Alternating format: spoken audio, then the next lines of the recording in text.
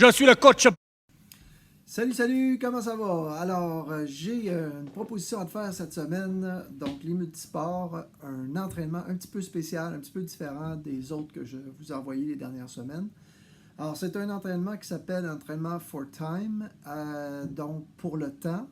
Le but est de compléter un nombre d'exercices et un nombre de répétitions pour chacun des exercices en le moins de temps possible. Donc, c'est l'ensemble des exercices et l'ensemble des répétitions qui est compté. Donc, tu pars ton chrono au début avant de commencer ton premier exercice.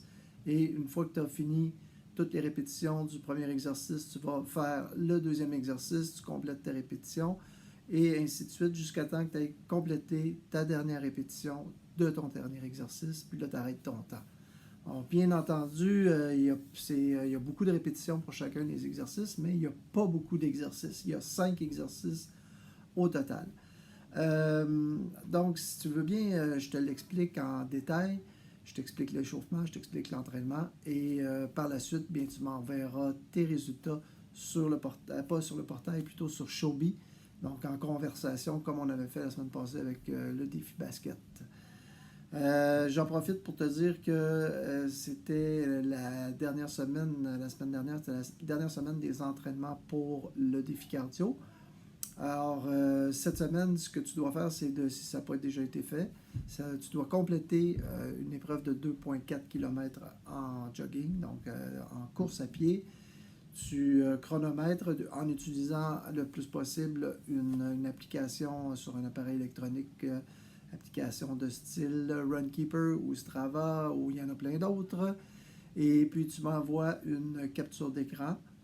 Et aussi, il y a un document à remplir qui est sur Shobi également. Donc, réflexion après le défi cardio. Voilà, donc c'est des remises à faire pour cette semaine. Maintenant, je te présente l'entraînement for time. Donc, voici donc cet entraînement. Et puis, donc, meilleur temps for time, êtes-vous en forme? C'est ce que nous allons voir. Comme je t'ai expliqué, l'entraînement consiste à compléter toutes les répétitions de tous les exercices en le moins de temps possible. Le temps de repos, c'est toi qui le gères. Donc, vous partez le chronomètre avant de commencer votre premier exercice et vous l'arrêtez après votre dernière répétition de votre dernier exercice. À l'intérieur de chaque série d'exercices, vous pouvez prendre le repos qu'il vous faut aussi souvent que vous le voulez. Alors, c'est toi qui gères ça. Donc, par exemple, si tu as 60 répétitions à faire d'un exercice, tu peux tu peux le fractionner en faisant 3 fois 20 répétitions ou tu peux le fractionner en 10 répétitions, en 5, c'est toi. Donc, tant et aussi longtemps que le nombre total de répétitions n'est pas complété, tu peux te reposer et recommencer autant de fois que tu veux pour faire le total. Tout ce que vous devez faire pour passer à l'exercice suivant, c'est de compléter le nombre de répétitions prescrites. C'est ce que je viens de dire. Toutefois, plus vous prenez souvent des repos, plus votre temps augmente, donc votre performance diminue parce qu'on veut le moins de temps possible. Un système de médailles d'or, d'argent et de bronze sera utilisé pour féliciter les 3 meilleurs résultats pour les gars ainsi que pour les filles. Bonne chance! Avant de commencer, vous devez faire un échauffement obligatoire. Alors, c'est super important parce que tu vas voir que l'entraînement est exigeant et on veut éviter le plus possible des blessures. Alors, c'est pas compliqué l'échauffement que je te demande de faire au début.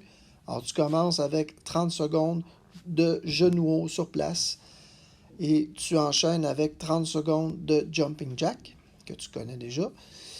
Et tu enchaînes par la suite avec 10 squats, suivi de 30 circumductions des bras sur le côté. Qu'est-ce que ça veut dire, des circumductions? Alors, c'est un nouveau terme. Alors, c'est simplement faire des petits cercles sur le côté avec les bras.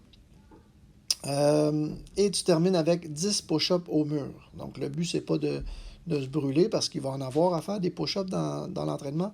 Alors, tu te places à environ 1 ou 2 pieds du mur. Tu places tes mains sur le mur et tu fais flexion-extension juste pour permettre à tes muscles de se réchauffer, de se préparer. Alors, l'exercice 1, Donc c'est 100 jumping jack. Alors, je te disais qu'il y en avait beaucoup d'exercices. Alors, 100 jumping jack, tu vas probablement être capable de les faire sans prendre de repos. Alors, juste faire attention à faire l'exercice de la bonne façon. En position de départ, en bas, les deux pieds collés, les mains le long du corps. Et on saute pour élargir les pieds plus larges que la taille, en fait. Et on lève les bras en même temps, juste au-dessus de la tête.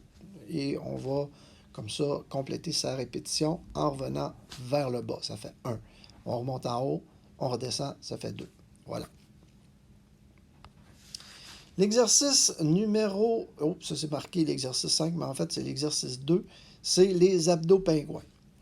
Les abdos pingouins, on les a jamais fait en cours, donc je t'explique rapidement. Coucher sur le dos. Alors tu peux utiliser un matelas pour mettre en dessous de ton dos pour ne pas te faire mal. Les pieds sont à 30 cm des fesses, donc pas collés sur les fesses, les pieds en avant à 30 cm, et à peu près la largeur de ta taille. Alors, pendant l'exercice, ce que tu dois faire, c'est aller toucher avec, mettons, la main droite à ton talon droit ou ton pied droit et revenir de l'autre côté, toucher ton pied gauche avec ta main gauche. Ceci sans jamais toucher au plancher avec tes épaules. Donc, tu ne retournes jamais au sol, porter ta tête ni tes épaules. Tu gardes toujours une contraction dans tes abdominaux. Alors, quand tu complètes la droite puis la gauche, ça te fait 2 et tu continues comme ça, 3, 4, 5, 6, jusqu'à temps que tu arrives à 80. L'exercice 3, encore une fois, il est marqué 2, mais c'est l'exercice 3, 60 squats. Alors, dans tes 60 squats, c'est important que tu gardes tes talons au sol du début à la fin de l'exercice et que tu descendes, porter tes fesses à hauteur de tes genoux, donc comme on dit d'habitude, un angle de 90 degrés lorsque tu es en bas.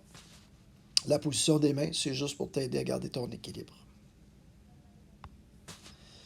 L'exercice, je pense que c'est l'exercice 4, le demi-burpees. Alors, en position de départ debout, on va porter ses mains au sol, puis on recule les pieds. Ça peut être un après l'autre ou les deux ensemble. Donc, on va chercher la position push-up et on revient simplement porter ses pieds en faisant un petit saut et on reprend la position debout. Donc, le demi-burpees, ça n'inclut pas le push-up lorsqu'on est en bas. Tu vas juste chercher ta position de push-up et tu reviens porter tes pieds immédiatement. Alors, tu en as 30 à faire. Ensuite, l'exercice suivant. C'est le dernier, l'exercice 5, c'est 20 push-ups ou 20 pompes.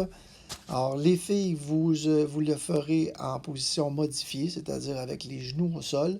Par contre, on s'assure d'avoir un prolongement entre la cuisse et le dos, et non pas une position en V. Alors, tu vas porter tes coudes à 90 degrés à chaque fois, que ce soit sur les orteils ou sur les genoux. Essaye de garder ton dos bien droit durant tout le long de l'exercice. Voilà, c'était les 5 exercices. Donc, je te répète, envoie-moi ton résultat sur Showbie. Tu peux faire autant de fois que tu veux la série d'exercices. Donc, bien sûr, tu ne les feras pas un après l'autre, mais tu peux le faire à chaque jour puis essayer de battre ton temps à chaque fois. Moi, ce qui m'intéresse, c'est de savoir c'est quoi ton meilleur temps. Donc, n'oublie pas, dans le système de médailles d'or, d'argent ou bronze, c'est peut-être toi qui vas avoir le meilleur résultat. On verra. Alors, j'attends vos résultats. D'ici là, bonne semaine. Allez, 10 secondes de récup et on repart.